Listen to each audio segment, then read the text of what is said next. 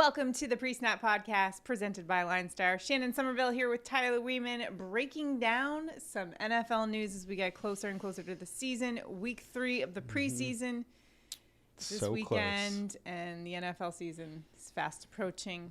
So close we can taste it. Yep, right there. If you're watching us on YouTube, be sure to like and subscribe to our channel. We've got a lot of great content coming out and some new shows coming up for NFL season, so you're going to want to tune in for that and make sure you sign up for notifications so that you know when those videos are posted. Also, it is fantasy football draft season. Yeah, it is. It's also best ball season. If you haven't played best ball before, what are you doing? Go check it out. Underdog Fantasy is where it's at. The link to that is below. It's basically all the fun of the draft without having to do any work during the season. It's perfect.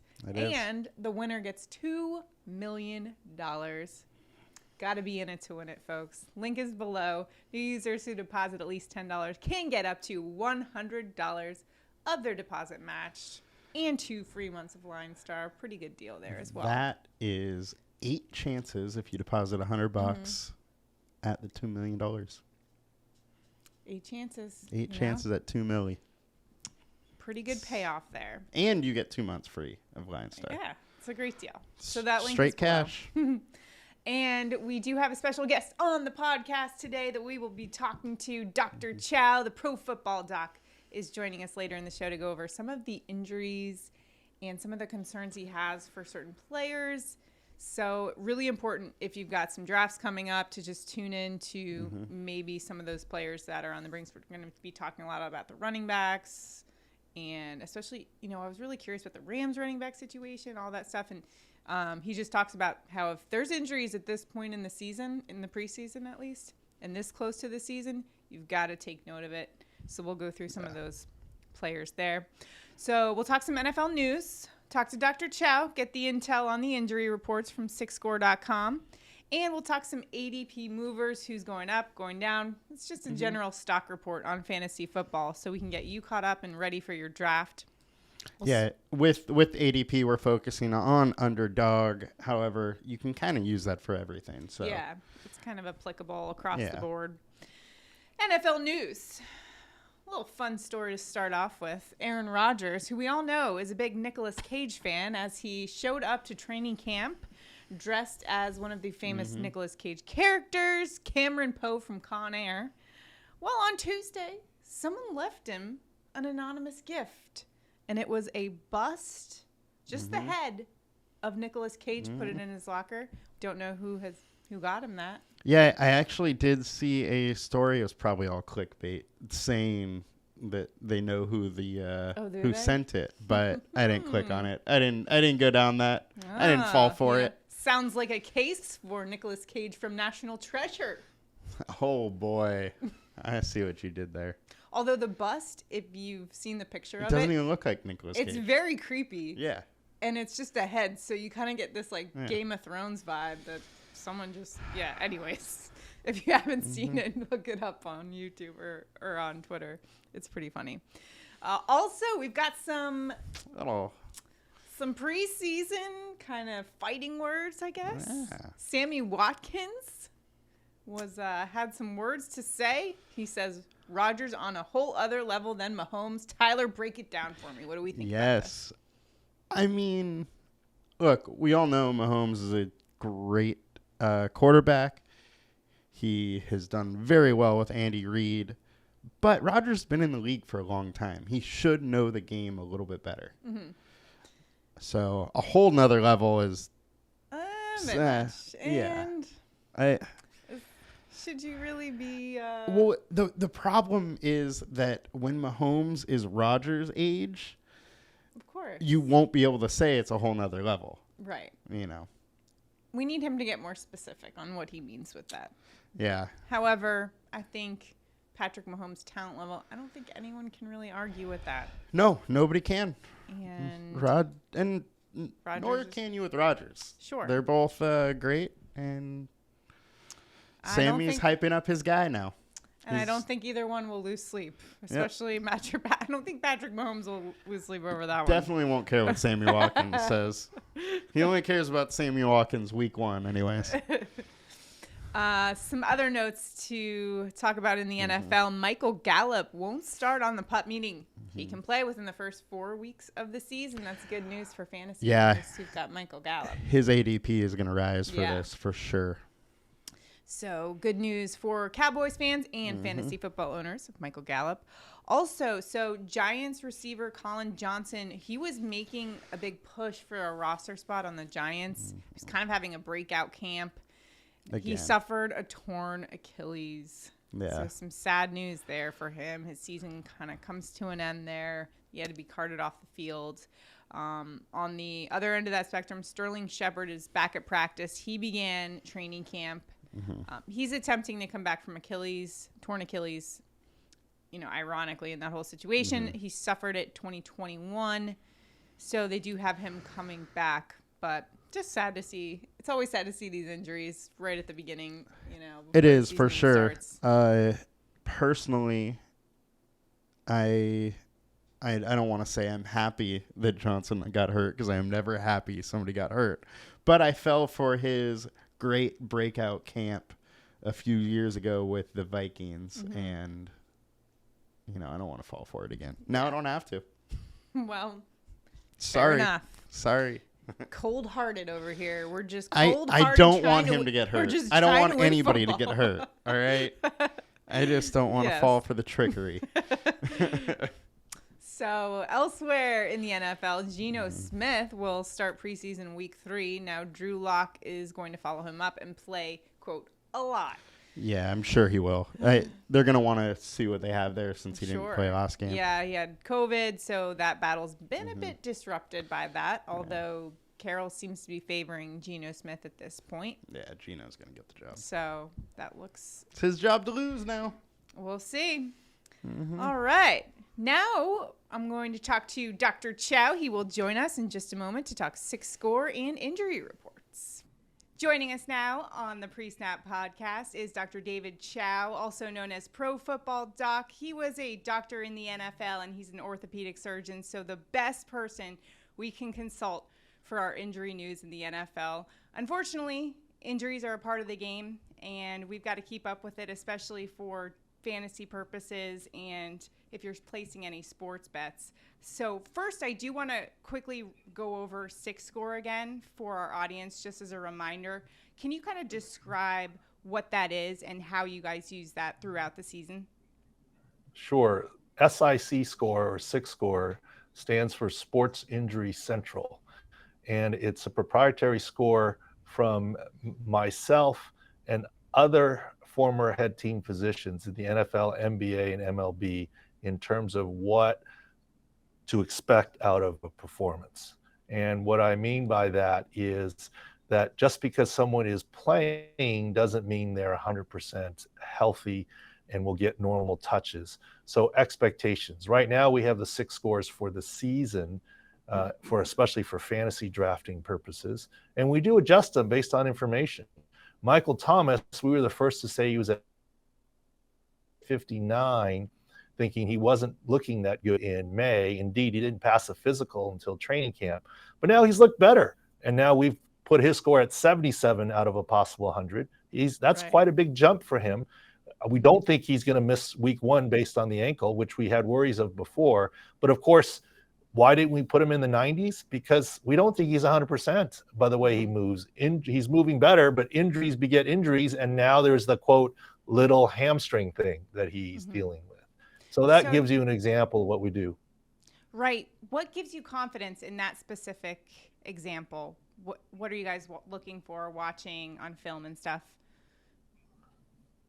Well, just the movements in terms of what's happening. The movements of how one cuts. For example, if it's the right ankle that's bad, you can make a great outcut using your left ankle, but that doesn't judge your right ankle. Like, you can't just cut off half the route tree, so to speak. Yeah. So it's just, honestly, from 17 years of being on the sidelines in the NFL, seeing a player on the field, on the sidelines, in the locker room, and the next day after an MRI, I knew what the answer was, but we would go up and look at film on Monday, like everyone in the building did, and there was the question. And now all we get is the question. And with that question is a thing. For example, just yesterday, preseason game, Kayvon Thibodeau went down, and I think Giants Nation thought their number one pick was done for the season with an ACL tear, the way he held his knee. And then Giants Nation probably flipped to say it was nothing because he was seen laughing and smiling on the sideline and walking. Well, in game, we put out an article and tweet saying that's an MCL sprain. He's going to miss time. If he's lucky, he can play week 1. We don't think it's going to go beyond a 3-week IR thing, but he may miss some time. And this morning, all of that got corroborated. So it's getting information earlier and sometimes even in game based off of what we call insider knowledge, not insider information. So with that being said, let's take a look at some of the injuries that are going on in the NFL and have you weigh in on them. The first, I want to look at the running backs for the Rams because that might all of a sudden be a thin situation in that running backs room. We've got Cam Akers and Daryl Henderson Jr. They both suffered soft tissue injuries over the weekend, last weekend. Now they are out for an undetermined period of time. My question to you, Dr. Chao, is how concerning is that to you this close to the season? Well, there is some concern. Of course, the problem is during training camp, we usually don't have the video like we do in games, so it's harder to judge. And there is no requirement for a team to issue an injury report at all. They could just say nothing. And so we're left guessing a little more in the preseason. But while we're guessing on that, we do have some ideas in the sense that, of course, injuries that happen this late can leak into the season because the season now is only 3 weeks away to be at 100%. And soft tissue injuries, obviously, acclimation issues, you'd rather happen a little earlier than a little bit later. We expect more out of Cam Akers this year. Yes, he made it back last year for the end of the season and playoffs, but was down on average yards per carry, was not as explosive with his Achilles. We expect him to be fine this year, and so would Daryl Henderson. So until we know more about the status of the soft tissue injuries, of course, you can't go by gameplay. All these starters don't play in the preseason games anyways. So I'm looking for some practice video before we say they're going to be fine ahead of week 1. Exactly. It's so hard to judge right now because coaches, not only do they not play their starters, but they're keeping things so close to the vest. So something that we have. Well, with the Rams earlier on, and we talked about before, we were never that concerned about Matthew Stafford's elbow, right? And that's come true. He's back 11 on 11s, even playing some, and that seems to be something that people are more comfortable with now. I get the worry, it's his elbow, it's his elbow, he's not doing everything, but all along we didn't think that was going to be any big deal for him. I'm going to talk about another quarterback right now, and that's Jets' Zach Wilson, who suffered that meniscus tear. They had successful meniscus surgery. Is seeing him week 1 way too optimistic? I think it is too optimistic for a couple of reasons. First of all, have you ever heard of surgery described as anything but successful right after it happens?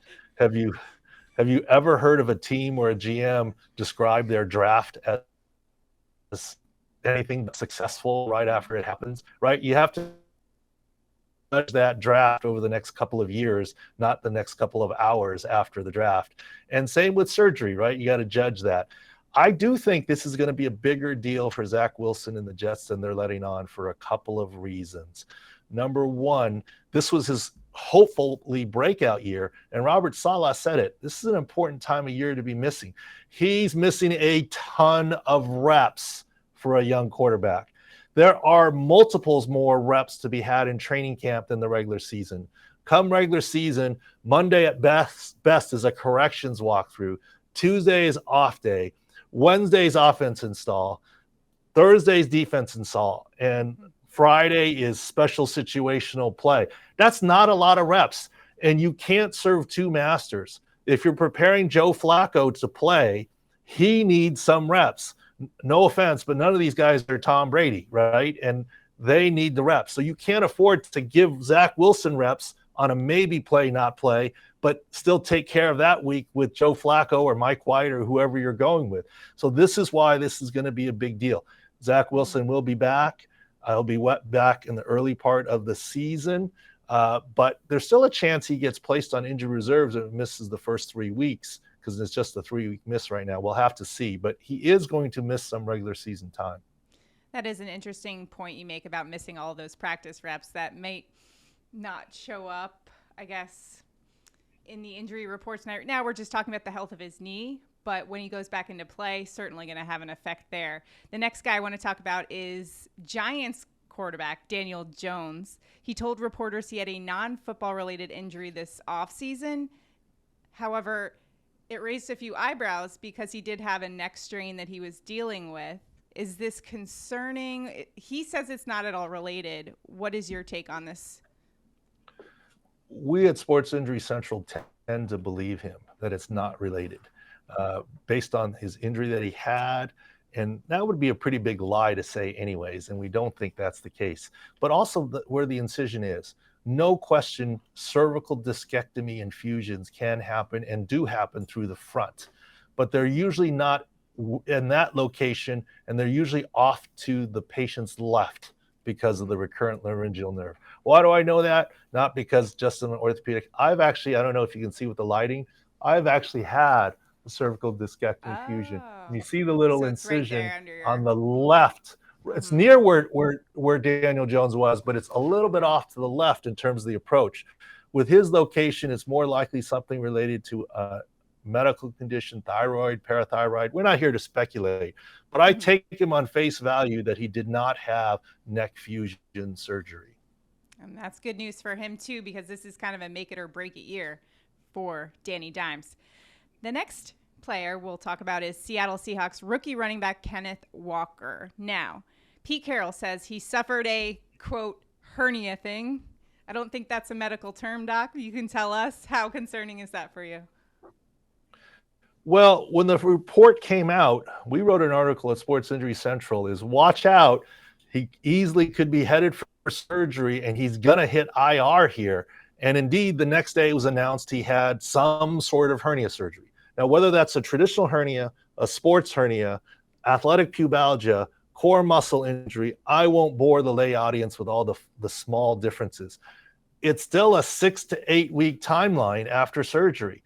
Kenneth Walker will hit injured reserve, will miss at least the first 3 games of the season, and then we'll see where he goes from there.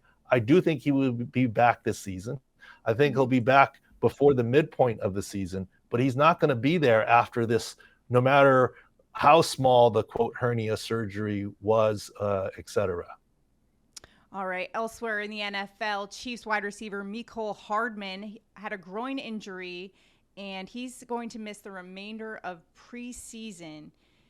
Groin injuries, I feel like those kind of tend to linger throughout the season, at least some of the players that I've heard of. It's kind of gone on for a little while. Is that at all concerning? Do you think this is just a situation where the Chiefs are like, you know what, just rest?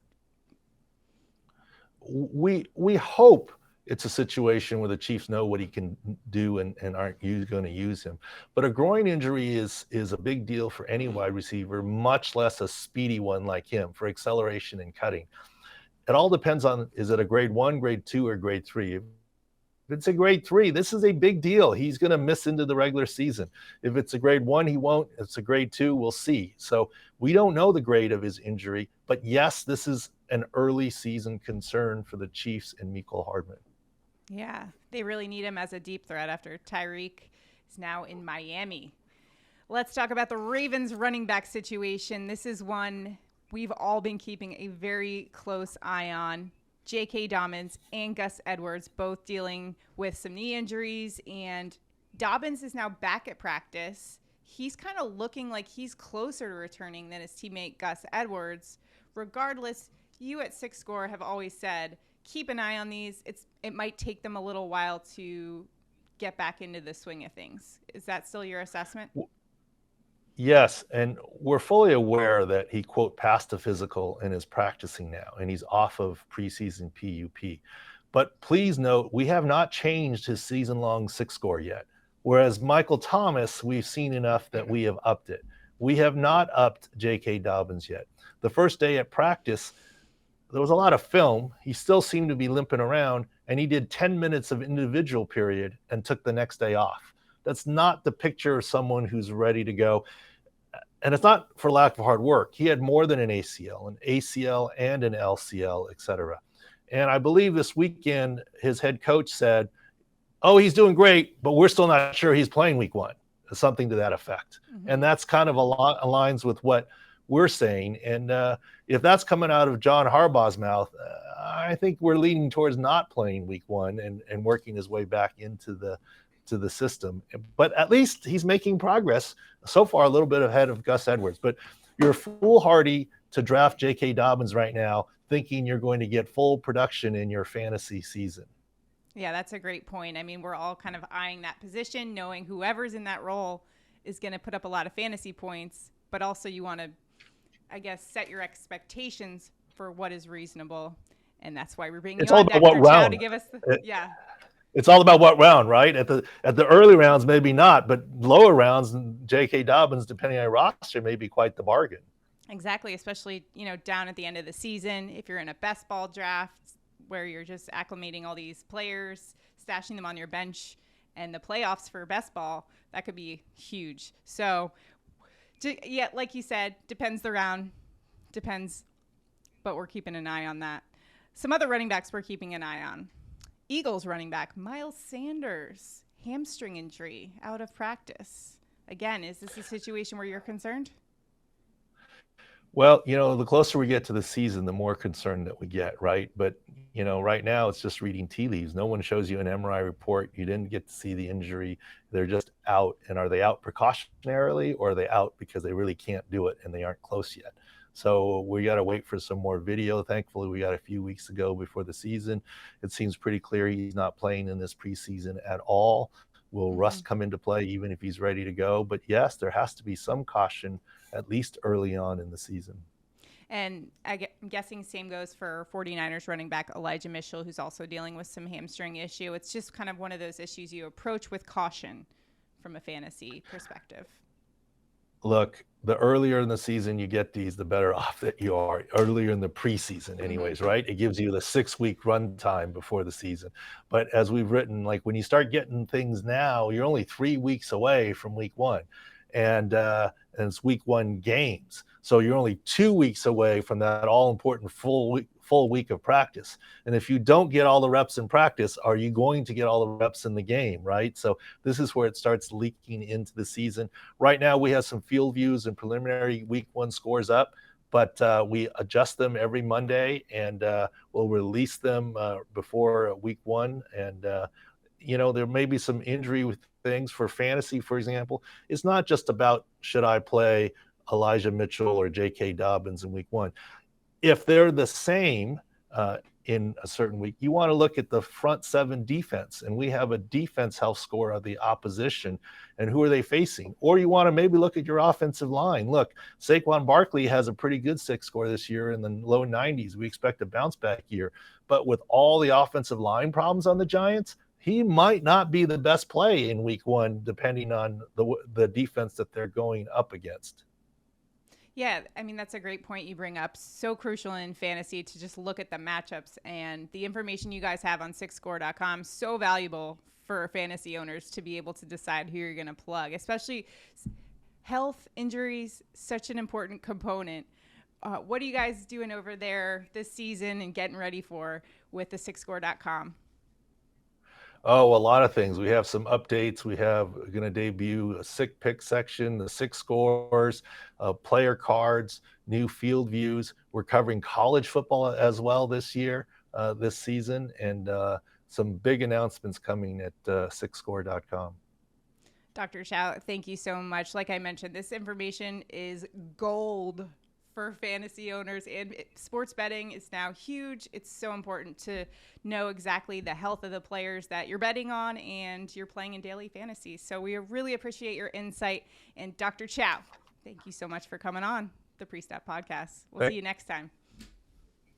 Thanks, Shannon. Some great insight from Dr. Chao there. Make sure to check out 6score.com, a great resource for you during the football season, especially when you can see all of the different matchups against the health of different, O-lines, just try to find yourself some advantages in fantasy football or sports betting. It's a great tool there. So we always appreciate Dr. Chao coming on and giving us his insight. So with that, now we're going to take a look at some ADP movers. Who's been going up and down in terms of the fantasy football draft? So let's start this off. Kyle Pitts up 3 spots. What do you make of that? He had a big game for his last preseason. He had a big catch. So I think it's just people trying to bid up tight end a little bit. Saw a flash of him, and Mariota's decent. A lot of people high on Gabe Davis for good reason too. Gotta like that Bills offense, up 4 spots to 40. Surprised he keeps getting steamed up this much.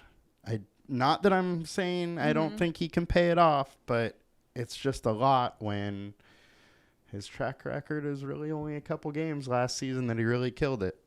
Well, he's in a pretty good offense. He's in a great offense. In a good spot there for sure. Yep, absolutely. So, but be careful of an overreaction on this one. Is that what you're saying? Don't overreact to I mean, the end of last season? Exactly.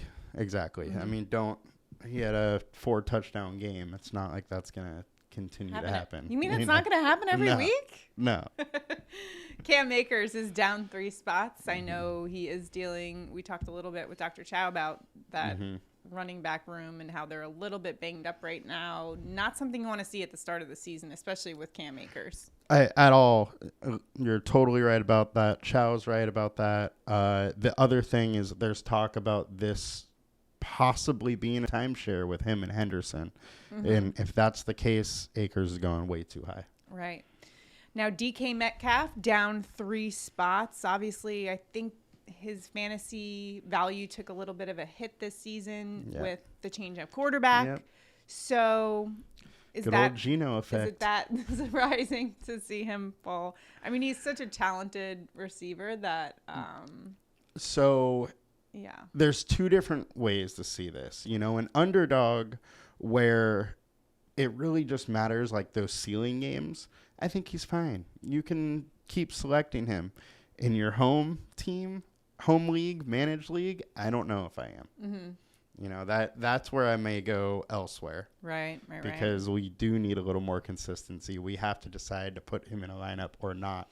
Whereas best ball, it's just who scores the best that week. Yep. David Montgomery down 4 spots. What do you make of that one? I think it's just as a whole, people aren't totally sure what's going on with his, how much workload he's going to have. Where he's going, I think he's an okay pick. He's not going to win you a league, and that's really what it is coming down to. Brandon Ayuk continues his rise up 3 more spots. We talked about him last week. Any surprise here with his movement upwards? No, but there just keeps being good news coming out of camp for him. He looks great. He's impressing a lot of people. Like we said last week, he's out of the Shanahan doghouse, and or should I say Shanahan doghouse? But yeah, he looks good. I would be drafting him if I can too. Free the Shanahan. Gotta bring the Shanahan back. Come on, NFL. Alan Lazard up 3.5 spots. Yeah, I think this is just him really solidifying his spot as the likely number 1 guy for Green Bay. Amari Cooper down 5. Ooh. Down 5. It's Watson effect. Okay. No Watson till week 13? That makes sense. What that is. I mean, that news came out last week, so it makes sense that he's moving down because of that. Josh Jacobs down 4. In that same vein, Zamir White's up 4 spots. They also they released Kenyon Drake. Yeah. So, but that doesn't really even mean much for Jacobs. No. I mean, it may. Right? Maybe in a few more touches. He's still going to split carries, probably at the goal line, too. It's going to Zamir White. So. But it is another capable back that is not with the team anymore. True. I would say down 4 is a little surprising. I would have thought he would have at least held with Drake being cut. Chase Edmonds up 6 spots. Is this because we're starting to kind of see a more solidified pecking order in Miami? And we're really not sure what's going on with Mostert. We don't know how much he's going to play. We don't know much about him at all, or where he is in his recovery or anything like that. We know he came off PUP, and that's all. So I think people are just kind of steaming Edmonds up because it looks like he's going to be the starter, and at least for the start of the season, get the bulk of the carries. Yeah. Miles Sanders down 5. He is dealing with the hamstring injury, which is concerning this close to the season. We just talked to Dr. Chao about it. No, not what you want to see. Absolutely. This close to the season. Plus, you add in that Hurts runs the ball a lot in the red zone, and you have Kenneth Gainwell there, who did very well in the red zone last year. Speaking of which, Gainwell's coming up a little bit, but not enough to kind of put on this. So I think it's just people not really being sure about Sanders. We know he's good, though. Right. We've seen him break out. He had 0 touchdowns last year. There's no way that happens again. Right, exactly. Unless he doesn't play because he's hurt or something. But if he continues to fall, I think you kind of got to start drafting him. Definitely. So, Damian Pierce up 11. We've been talking about this guy for a while. And the news out of Houston saying he's by far the best back on the team, and it's looking like he might start as the starter. Yeah, they held him out for the preseason game, which was kind of an indication. Totally. Hey, this is our starter. Another year as a quarterback for Mills, so you kind of gotta get a little bit. He could do something. Mills showed he's capable last year. Yeah, he did have a few breakout performances. He did. Now, second year, hopefully takes another step forward. He has Nico Collins again. Cook is still there. And now another weapon, I know Pierce. You're high. So. You've been high on him for... I like him. Out of the last year's rookies, obviously besides Mac Jones, he was probably the one that impressed me second most. Meanwhile, Antonio Gibson is down 10. Yes. Now, this is things in the Commanders' land, as they are called now. He's kind of, he's not a starter anymore. Probably by far had the worst camp out of anybody. But I am drafting a ton of them. Really? Yeah, I can't stop drafting him where he's going because he's down 10 right now. And I think that's right around 94, 95, where his ADP is. And I keep getting him 105, 110. So I just keep taking him there. Do you think that the whole, now he's kind of seeing the bench a lot. Do you think that's some sort of maybe a coaching tactic to try to push his buttons a little bit to see how he does? I think the talk of Brian Robinson and McKissick probably getting a little more work and him being in Riviera's doghouse is real. But I think at the end of the day, talent is going to win out, and he is a very talented running back. Just coughs up the football a bit. He can't do that, Tyler. No, you can't do that. Gotta hold on. 5 points protection, right? But, that offense needs playmakers, and he's one of the best ones they have. At some point in the season, it's going to be his job again. Sure. Kenneth Walker down 6. We're just very wary of that hernia injury. That's hernia. Not something that's not that hernia. Sounds good. Yeah. The hernia thing that Pete Carroll, eloquently called it. Totally. And so he's going to be out the rest of the camp. They're hoping week 1 he's back, but still he missed all those practices, all the camps as a rookie. I just can't expect him to be in there. I can't expect that they trust him in pass protection. So it makes sense that he's moving down a little bit. He's another guy, though. Penny can't stay healthy. Yep. Towards, back half of the season, Walker could start playing a lot. Yeah, the best ball format. Yeah. It makes sense. Totally. In family friends league, am I drafting him? No. I would rather let somebody draft him than cut him week 3 and then I can pick him up. Pick him back up for nothing. George Pickens up 11. Go Dogs. Keeps going. Wow. Yeah. Has he been the biggest mover in ADP? Him, Dobbs, and Pacheco Right. probably. Yeah. So I know where you stand on that, which is it's a crowded room there in Pittsburgh. Yeah. I think he's gone too high, though. Mm-hmm. I could see that. And I think you do, too. You just don't want to say it. It is really high to be going Like, without much of a proven. if it is a dynasty league, I would love it. I would be all over him. But everything else, I think he's just a little too costly. He's good, I'm on though. the fence about He's it. great. Where he, at the beginning of the season, yep. But Yeah. this high, we'll see. Yeah. Russell Gage is down 7. Yeah, no surprise here, too. He's hurt Godwin's also, right? practicing. I think he was dealing with some kind of hamstring, I think. I perhaps. don't remember, but Godwin's Look it up. practicing. Evans is there. Julio is there. Julio they have liked a lot. There's just not that much room, He's wide receiver 4 or 5. It's just so crowded. Yeah, Although if anyone can make somebody a star one week, it's Tom Brady. Absolutely. So, he had some of the, like Scotty Miller would have these like 2 or 3 Yeah. touchdown games. And you're like, where Absolutely. did this guy come from? yeah. So It's not like he's off the draft board, but he Sure. absolutely is going down and probably should. Romeo Doubs up 10. Mm-hmm. Another of the big movers that we talked about. Yep. Moving up the charts. That Aaron Rodgers effect is real. It is. And, I mean, the whole thing is that a lot of people don't really believe Lazard is that guy. Mm-hmm. There's got to be somebody, So it's him, it's Watson, it's Watkins, who we talked about, Watkins is going super late. He has a chance to start. It might be worth a little bit. But Dobbs looks great. All reviews look great. Mm-hmm. Just hard to really know.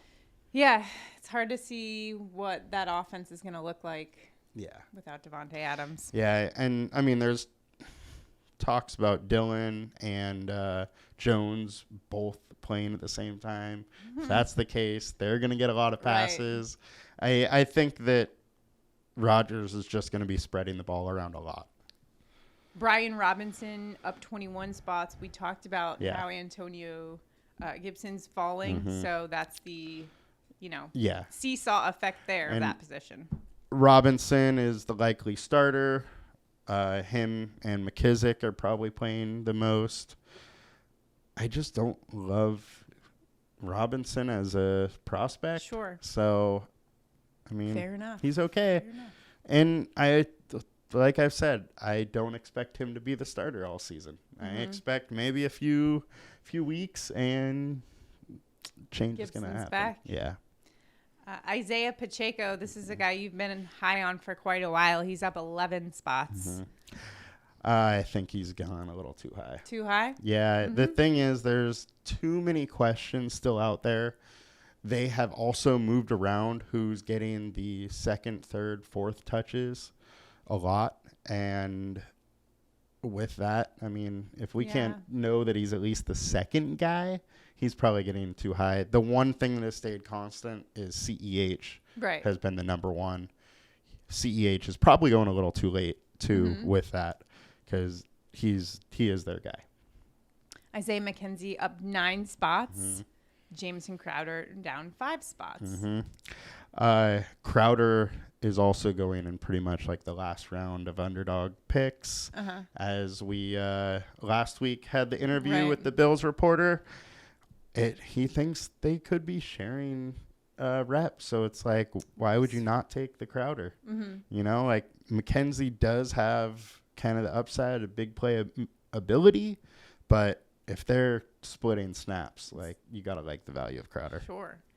Isaiah Spiller down 18 spots. This was a situation where we thought Spiller might have been the number 2 guy right behind Austin Eckler.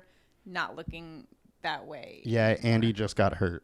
So okay. We mentioned last week that it looked like it was going to be Josh Kelly, but Spiller, I think it was an ankle injury, this week. Ankle injury. Not considered serious, but still not a good thing this close to the start of the season. Exactly. What's going to happen is maybe he's good to go week 1, but he's going to miss all this practice as a rookie. Yeah, can't miss that time as a rookie. Yeah, and so just jump in there like nothing happened. Totally. Like, he's still probably going a little too high for what he is. He is probably the back with the most upside after Eckler on that team.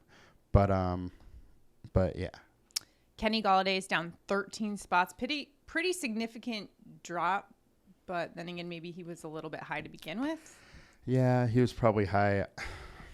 No, you're not high on Kenny G, man. I know he's been disappointed a lot of fantasy owners. Such over the a fall. Tony's the number 1. They have Wendell. Kenny G's trying to work his way in. Sterling's still trying to come back. They have a lot of mouths to feed there, and I just don't really see Kenny G as being a focal point for him. The last player we're going to talk about is Isaiah Likely, who's been a little bit of a star in the preseason, up 17 spots. And 17 sounds like a giant number, but it's really, he's pretty much gone from undrafted to being drafted at like pick 200. But he looks great. He's only 6'4", like 235. So kind of reminds me, like, that's like similar to Marcus Colston type size, where I would not be surprised if they just move him out wide a little bit. Yeah. Running back wise, wide receiver wise, like, that team doesn't have much. So I think there is a path to him getting a decent amount of playing time. Absolutely. I mean, like, they do that with, Kyle Pitts kind of goes out, and they could do this a similar type of thing. Gesicki did it a lot last year with Miami, and I think there could be a very similar situation where, yes, on these platforms, he's a tight end, but he may work more as a wide receiver, and if that's the case, him and Andrews can totally, survive together. So I guess we should not be put off by the fact that he's backing up one of the number one tight ends in the league. And that's the other thing, too, though, is if Andrews gets hurt, he has a clear path to being the guy. The one thing, though, is he is 235 pounds. It's going to be hard for him to block, a D lineman if he's not moving. Sure. So. All right. So catching you up on all the movement in fantasy football. And remember to take part if you're doing all this research, make sure to take part in the Best Ball League on Underdog. Link is below. New users who deposit at least $10 can get up to $100 matched. It's nice $200 in your account to start Best Ball drafting. It's a lot of fun. All you've got to do is draft. Sure is. I can't wait to do a couple later. How many have you done this year? I think I'm... Are we at double digits? Oh, yeah. I think I'm at like 25 or so. Oh, wow. Okay. Yeah. So we'll keep pushing that number. Okay. Well, you got to be in it to win it. We'll see where we get. And we'll drop that link below. And if you're watching us on YouTube, make sure to like, subscribe. Let us know how your drafts are going and what you're going to name your fantasy team. I mean, that's the best part of every draft, right? We got to start thinking about team names. Yeah. Should really start thinking about that before the draft so you know who to target. Yeah. You're like, that's how you do it? You just do it? That's the best way to do it, right? I'm just kidding.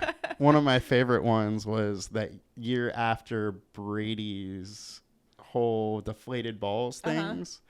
And I think it was you Belichick Brady's balls was my team name with Brady at quarterback. So we'll have to get creative with some of these names. Yeah, so if you have some cool team name ideas, write them below. I'd love to hear them. Or the other thing I always like to know from different fantasy football leagues is if you make the loser do something ridiculous. How about this, too? We will do a giveaway. Best fantasy team name. Okay. In the comments, we'll send you a shirt. Best team name in the comments. Yep. Let's hear them. All right. That's going to do it for us this week. We'll be back next week. Make sure to like, subscribe, comment. Yeah, let us know. What's your team name? I like it. You could win a prize. So we'll see you guys next time.